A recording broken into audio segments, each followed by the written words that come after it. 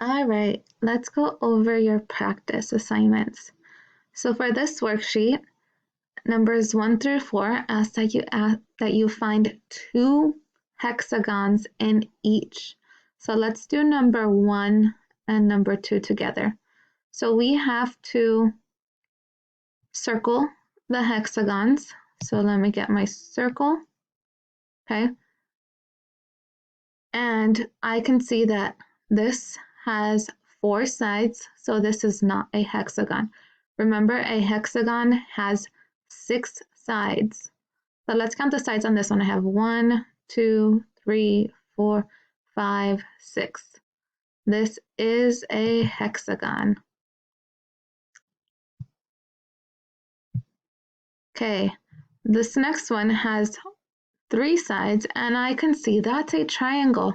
Let's count this one. I have 1, 2, 3, 4, 5, 6. Look at that. That's a hexagon also. It's shaped looks a little bit different than the other one, but I can still tell that is a hexagon. Let's look at number 2. Number 2 has 1, 2, 3, 4 sides, so I know that is not a hexagon. Let's look at this one. 1, 2, 3, 4, 5, 6. So this is a hexagon. Let's see if I can make it bigger. Okay. The next one has 1, 2, 3, 4, 5. That's a pentagon.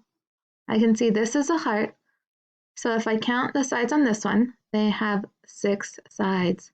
So this is also a hexagon. All right, I think you guys can do the next ones on your own. If I look at the next worksheet, number 1 asks you guys to identify the hexagon. So you guys are going to fill in A, B, C, or D, circle it in, and then number 2 wants you guys to color in the hexagons. So with your pencil tool, you guys are able to color them in. Thank you.